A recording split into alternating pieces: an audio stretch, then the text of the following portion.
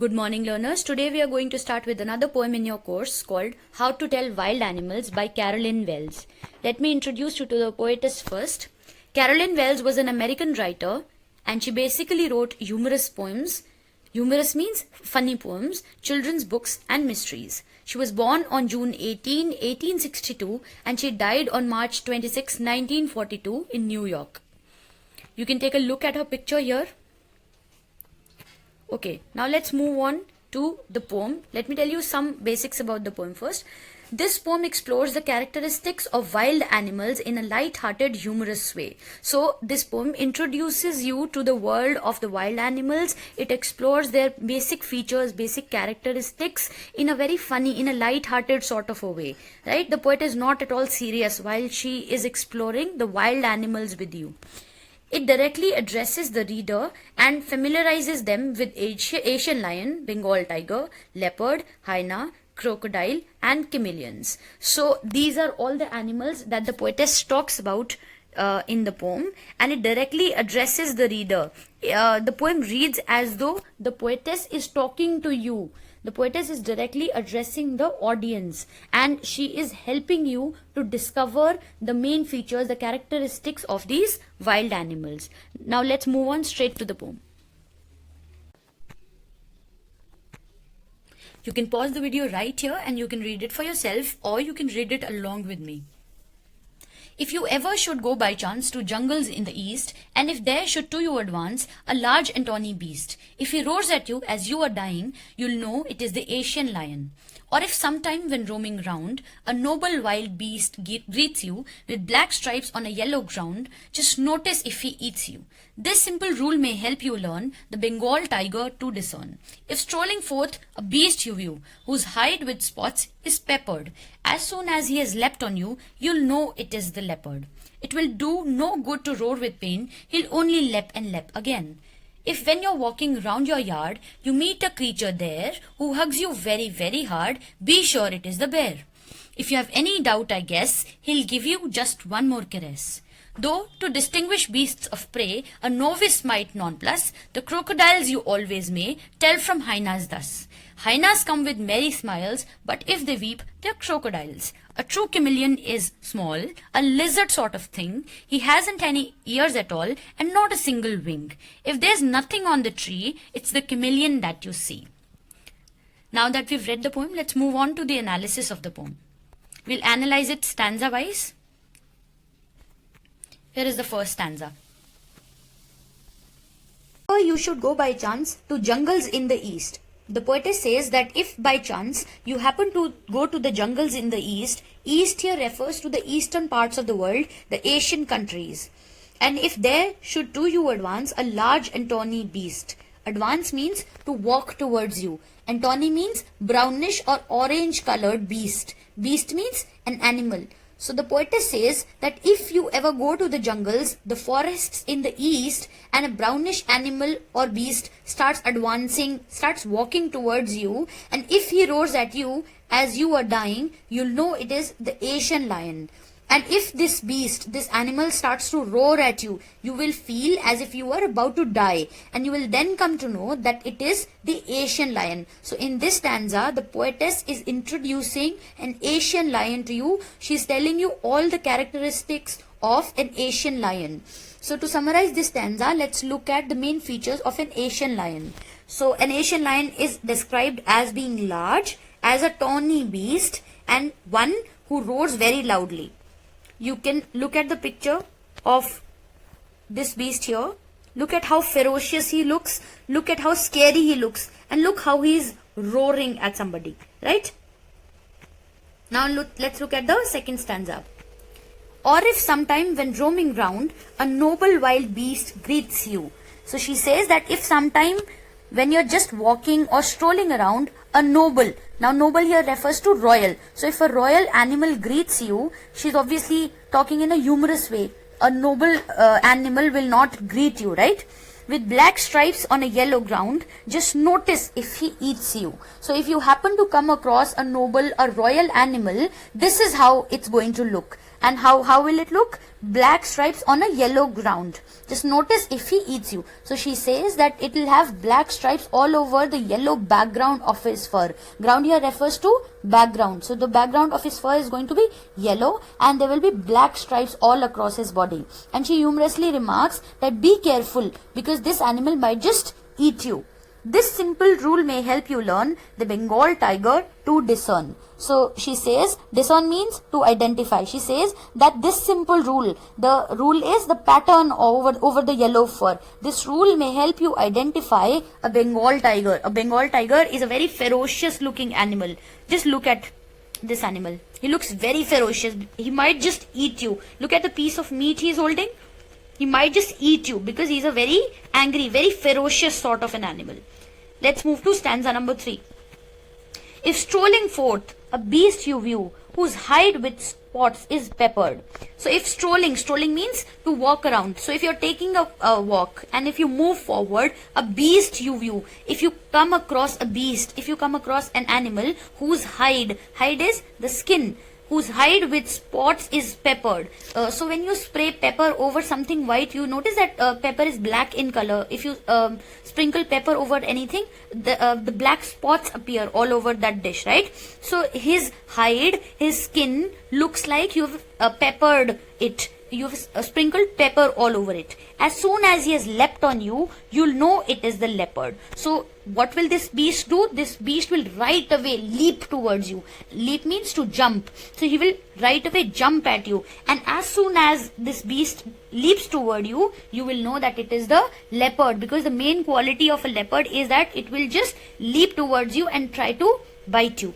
It will do no good to roar with pain. He'll only lap and lap again. So twill means it will. It's the short form of it will. It will do no good to roar with pain because it will not. The poetess says that it will not matter even if you are groaning with pain, even if you are crying out with pain, even if you are feeling like you're going to die any second. It will not help you because he will only lap and lap again. Lap here is the short form of leap.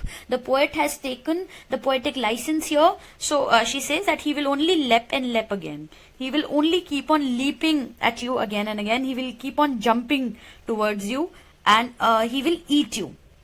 Look at this. This is the leopard. Now moving on to stanza number 4.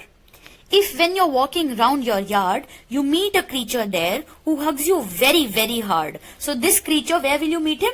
You'll meet this creature in your yard. So if you're walking around your yard, if you're walking around your garden, you meet a creature there. A creature means a being, any living being there, obviously an animal here. If you meet a creature there who hugs you very, very hard, so the poetess is just making fun. Obviously a bear doesn't hug you, so she says that you meet a creature who hugs you very, very hard. A bear might just appear and who will just hug you very, very hard. Be sure it is the bear. If a creature appears out of nowhere in your yard and tries to hug you, be sure that it is the bear. If you have any doubt, I guess he'll just give you one more caress. So if you have any doubts about this, he will just give you just one more caress. Caress is to touch very softly in a very loving manner. Here is the picture of a bear. He looks very loving, although a bear is not a very loving animal. So it is a wild animal. You should not be thinking that a bear is a huggable animal. Moving ahead to stanza number 5.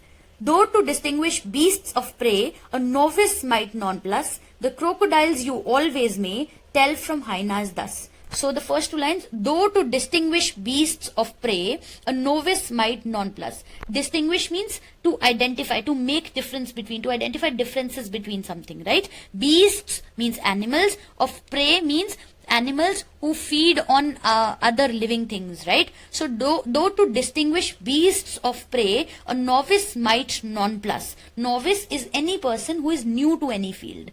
Might nonplus. Nonplus means to feel very puzzled. So the poetess says, while distinguishing beasts of prey, while you are distinguishing these beasts of prey, while you are identifying which one of these beasts is a leopard, which one is a tiger, which one is a lion, you will a person who is a novice, who is a new person in this field, might nonplus, might feel puzzled, might feel confused, might be befuddled, right? But the crocodiles you always may tell from hyenas thus. But the poetess is giving you a rule here. She's telling you the crocodiles you always may tell from hyenas thus.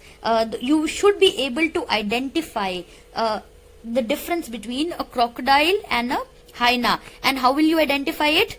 She just gives you a criteria. Hyenas comes with merry smiles, but if they weep, they're crocodiles. So the poetess says that hyenas, they give you that weird, wicked smile. There is a merry. Merry means happy. So there will be a sort of a smile on the hyena's face, and the crocodile will also look like it is smiling. A crocodile will look like it is weeping. So if they're weeping, they're crocodiles, and if they're smiling, they are hyenas. And this simple rule will help a new person, a novice, to identify, to distinguish a hyena from a crocodile. Here are the two pictures of the hyena and the crocodile. You might want to pause and take a look at them.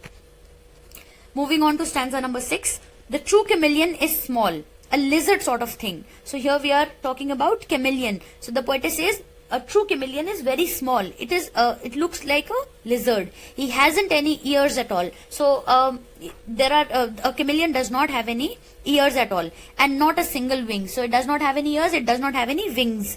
If there's nothing on the tree, it's the chameleon that you see. So obviously I hope you know that chameleons have the quality of hiding themselves, because they're able to change their color. They just get camouflaged in the background. Now what do we mean by camouflage? Camouflage is the art of hiding very well into the background, just being merged with the background so that nobody can identify you. So the main quality of a chameleon is that it can just get merged into the background. So if there is nothing on the tree, it is a chameleon that you see. There might just be a chameleon there, but you might not be able to identify it. You might not be able to see it, because it might just have changed its color to match with the tree branch that it is sitting on. So you might think that there is nothing on the tree, but there might be a chameleon on the tree. So we've done the poem now. You can look at the picture of the chameleon. Moving ahead, we'll move on to the poetic devices. Poetic devices are the literary techniques or devices used by the poets to create rhyme, enhance the meaning, or intensify a mood or feeling of a poem. So all of these devices are nothing but literary techniques that the poets use to sometimes create rhyme, to enhance the meaning, to make it more powerful, to make the readers understand the meaning better, or to intensify a mood. Sometimes the poet is in a mood, and sometimes they use these poetic devices to transfer that tone, transfer that mood into the readers' minds or feeling of a poem. So a poet can convey their feeling, their mood with their words only. So sometimes they use these poetic devices to enhance these words, to make them convey that feeling in even better way, right? They could be used to impact the structural, grammatical, rhythmic, metrical, verbal, and visual components of a poem. So all of these are different components of a poem. A poem has a particular structure. A poem has a particular grammatical structure, right? A particular rhythm. All of these poetic devices are used to enhance these components, to make the poems even better in terms of its rhyme, in terms of their rhyme, in terms of the mood that they create, in terms of the feelings that they produce in the readers, right? Let's move on to the rhyme scheme. The rhyme scheme is the ordered pattern of rhymes at the ends of the lines or poem of a verse. So towards the end there are rhyming words, and we look at these rhyming words. These rhyming words are the words that create a sort of a tune, a sort of a rhyme at the end. Let's look at stanza 1 and 2. Chance rhymes with advance. So if this is A, this is A. East rhymes with beast. So B, B. Dine rhymes with lion. So C, C. So the rhyming scheme becomes A, B, C, C. Now let's look at stanza number 2. Round rhymes with ground. So A. U and U are the same words. B. Learn and discern rhyme with each other. So C, C. So the same rhyming pattern, A, B, C, C. Okay. Now let's move on to the next stanza. View rhymes with U, A. Peppered rhymes with leopard, B. Pain, and again C. So same A, B, C is the rhyming pattern. Yard, hard, A. There, bear, B. Guess, caress, C. So A, B, C. Let's look at stanza number 5. Now let's look at stanza number 5. Pray rhymes with may, A. Nonplus and thus, B. They rhyme. Smiles and crocodiles, C. So the same pattern, A, B, C. Stanza number 6. Small, all, A. Thing, wing, B. Tree, C. So A, B, C. So the rhyming pattern is A, B, C. And this same pattern is followed throughout the poem. Now let's move ahead. Alliteration is the repetition of same letter or sound at the beginning of adjacent or closely connected words. So alliteration is a poetic device which when used causes the repetition of same letter. Either the same letter or the same sound will be repeated at the beginning. This is important. It will be repeated at the beginning of two or more than two words, right? These words could be adjacent. Adjacent means right next to each other, or they could be slightly apart, but they will be closely connected. They will be probably, mostly you will find them in a single line.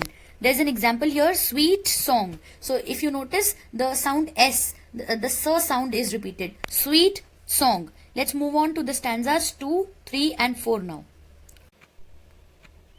Here are the stanzas. Let's start looking at stanza number 2, line 1. Or if sometime when roaming round. So roaming round. The sound R is repeated here in the first line. Let's come to stanza number 3, line number 3. As soon as he has leapt on you. So he has. The sound her or the letter H is repeated here. Let's come to stanza number 4, line 3.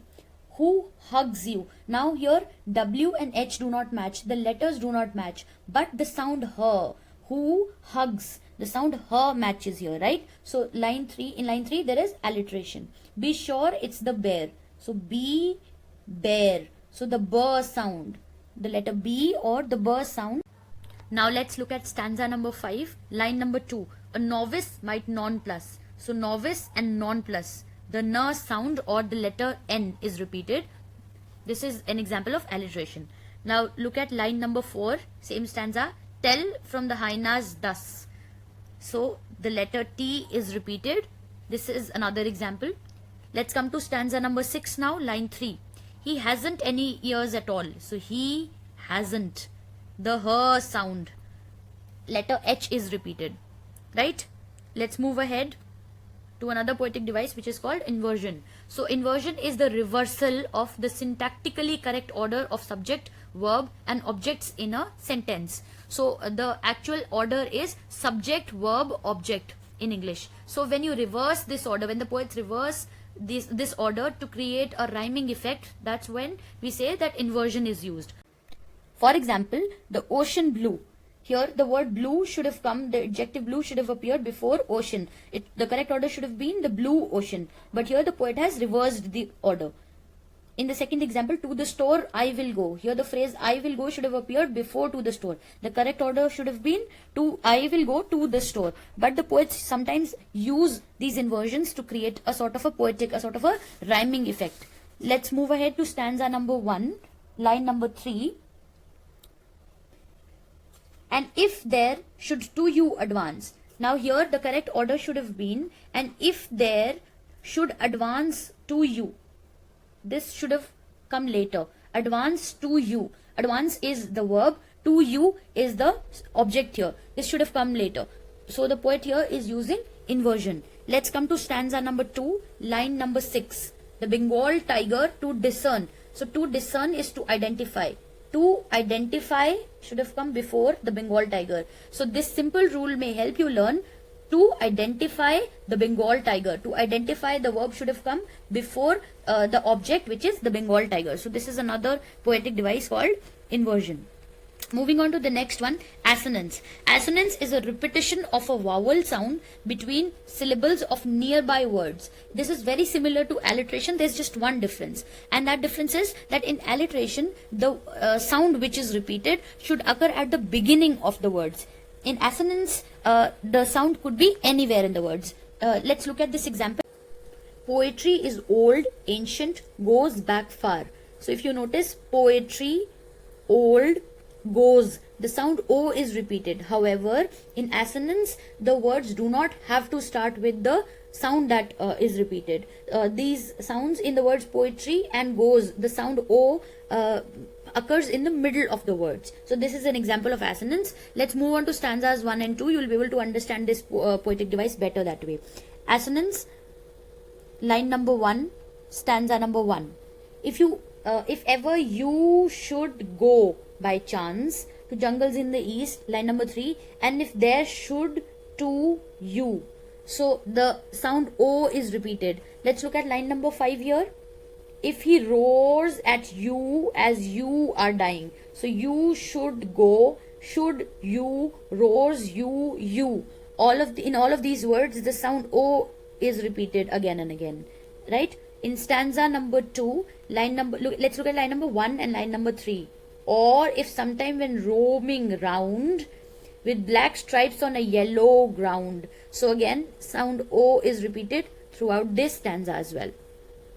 Let's move on to the next two stanzas. Stanza number 3, line number 1, line number 2 and line number 5. Strolling forth, you whose spots no leopard, right? So the sound O is repeated again.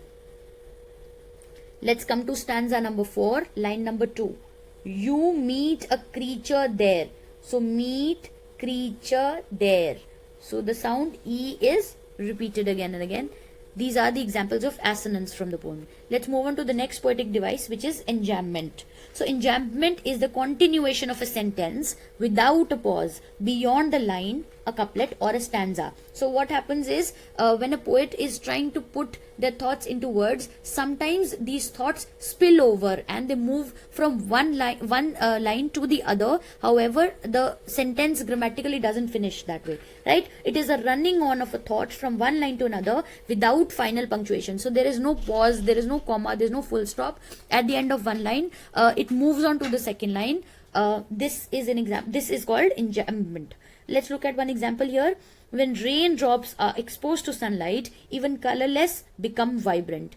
In this example, when raindrops are exposed, so this line is moving on, right? You cannot stop at R. There is no pause after R.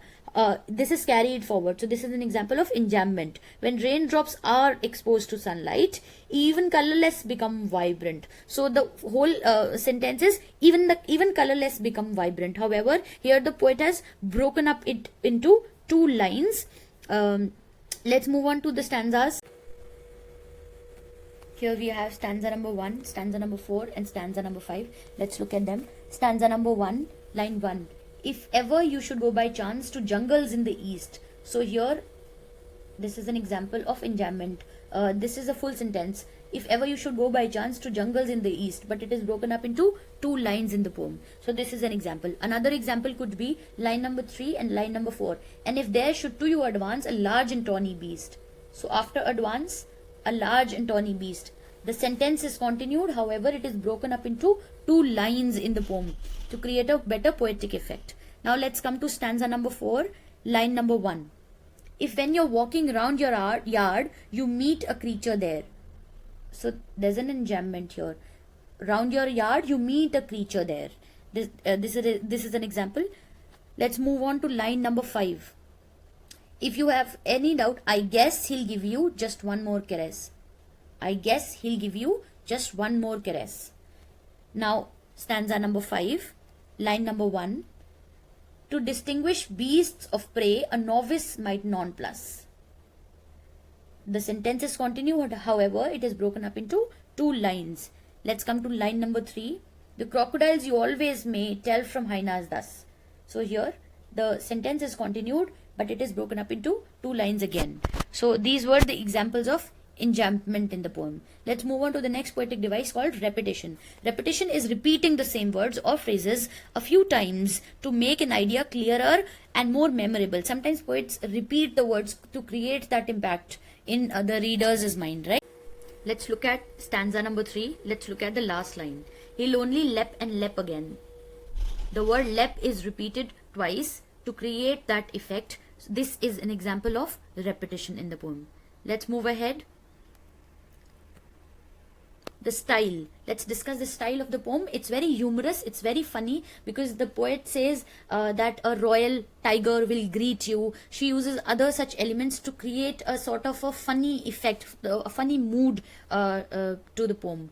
The tone is the attitude of the poet towards the subject matter that he or she is writing about, right? So it's a very casual style. It's not very formal, it's informal, it's playful, it's ironical. The poet is not very serious about the subject matter, so the tone is very casual, very playful. The theme is identification of wild animals. This theme is carried throughout the poem. In different stanzas, the poet introduces different animals to you, different wild animals to you. So that's about it. Thank you.